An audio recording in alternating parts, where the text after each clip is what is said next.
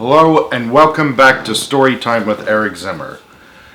This year, 2026, what would have been the 125th birthday of Walt Disney, I decided to show you my collection of books and to read from them of the series Disney. They drew as they pleased.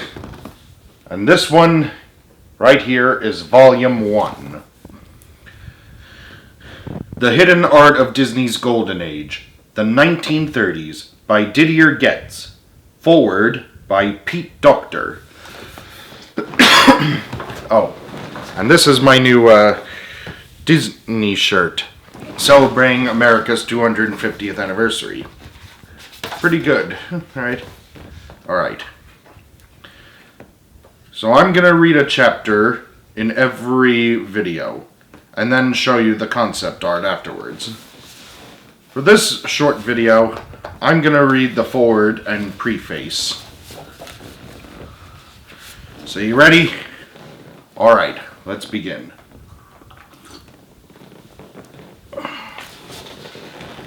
Foreword. A concept artist at Disney in the 1940s. It seems like a dream job, doesn't it? No rules, no pre-existing styles to follow, working alongside some of the best artists in the world. Just sit all day in a comfortable office and draw. Yet most who achieved this enviable position only lasted a few years. They got frustrated, anxious, insecure, and burnt out. Why?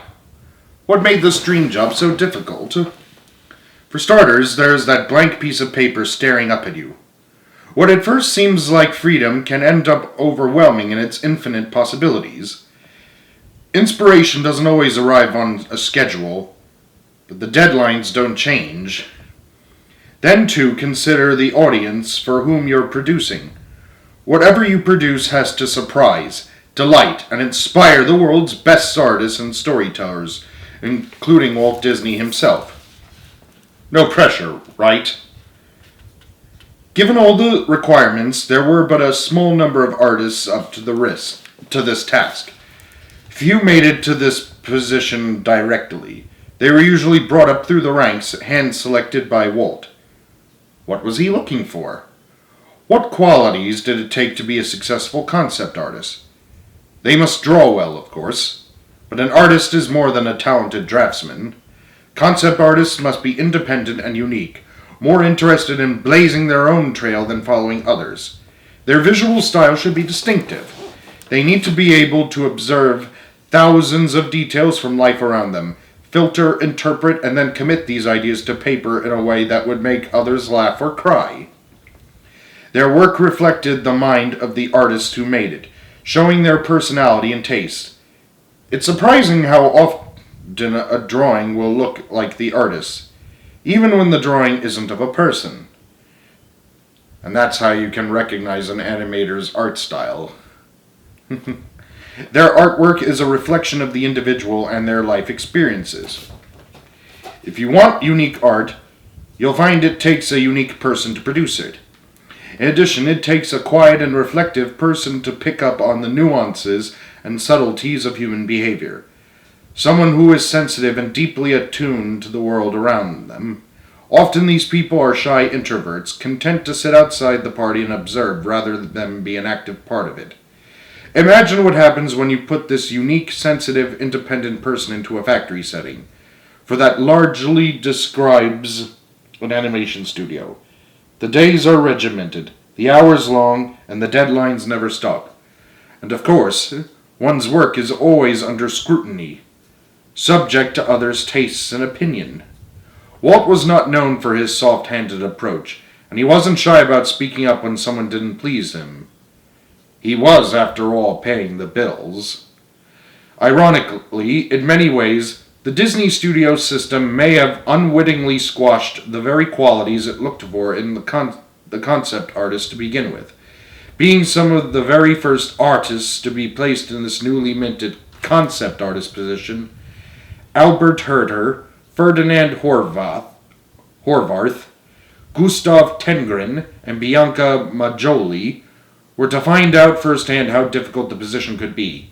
In many ways, the real surprise is that they lasted at the studio as long as they did. Concept artists are unlikely mercenaries, hired to discover ideas, jokes, characters, and environments. Their trailblazing work is never seen directly by the film-going audience. Unexpectedly, thanks to this volume, the art of 4 exemplary members of the Walt Disney Studio in the 1930s has a second chance to do what it was designed to do: inspire.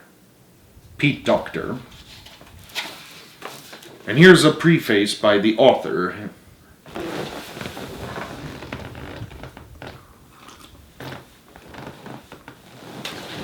The 1930s was the decade of the Walt Disney Studios' golden age.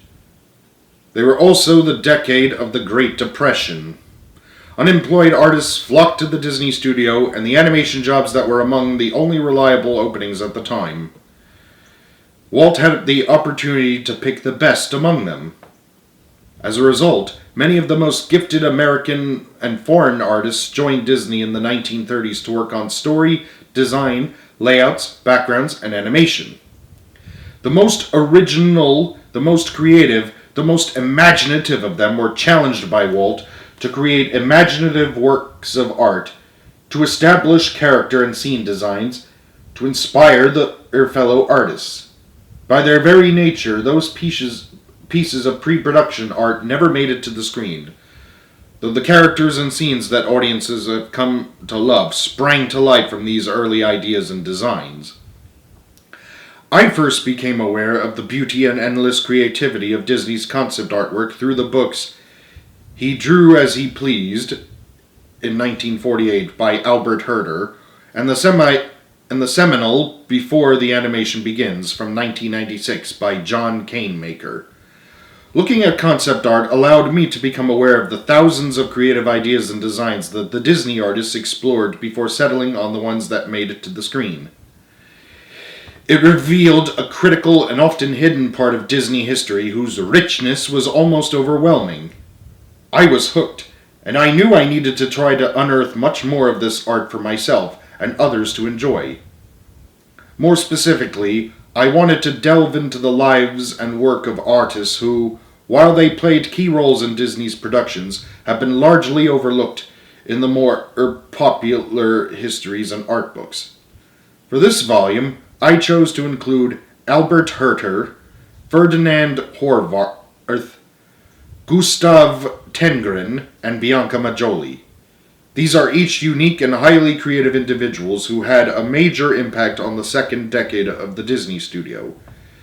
Their stories and art showcase the incredible explosion of inspiration and ideas that was occurring in animation at the time, as well as the consequences of working in such a competitive, high-pressure environment. In future volumes, I will also mostly shy away from artists like Joe Grant and Mary Blair, who have been widely discussed, in order to focus on the likes of Johnny Walbridge, Walt Scott, and John Parr Miller, whose concept sketches are particularly striking but have been almost completely overlooked. As much as possible, my plan is to include in these books artwork that has never been released before.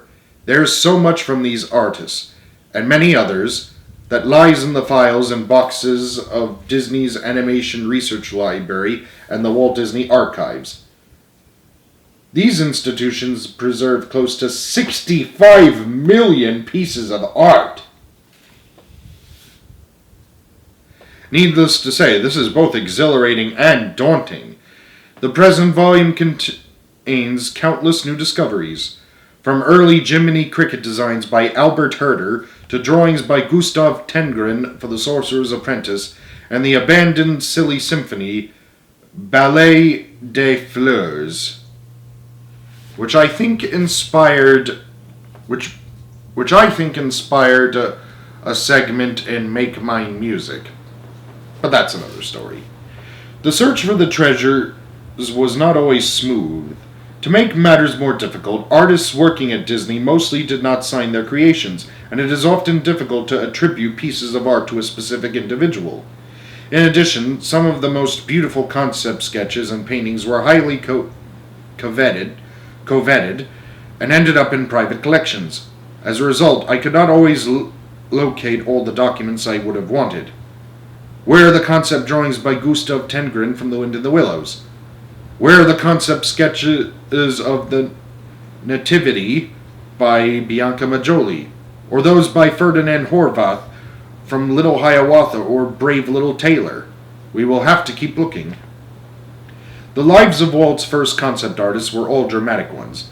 As much as possible, I have attempted to tell the story of these artists in their own words, or through the testimonies of their colleagues, by unearthing rare interviews, autobiographies, surviving correspondence, and diaries. Many new and critically important documents about them have surfaced since John Kingmaker wrote Before the Animation Begins, including the personal diaries and early correspondence of Ferdinand Horvath, and I used those to tread on paths that John did not explore in 1996. If the artists discussed in the present book fascinate you as much as they fascinate me, I strongly encourage you to try to locate a copy of John's book to get the full picture, since the two books complement each other. I'll have to do that myself. In the meantime, I hope the book you are currently reading will soon allow you to share my enthusiasm for the inspiring talent of these four pioneers. Here, Didier Getz. Here are some character studies for The Fox Hunt in 1938 by Ferdinand Horvath. And here is a sketch from 1935 or 1936 for character study for The Ballet des Fleurs by Ferdinand Horvath. You see what looks like a tiger?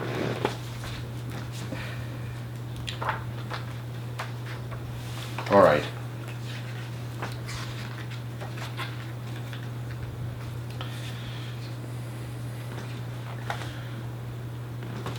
Inspired. To be continued.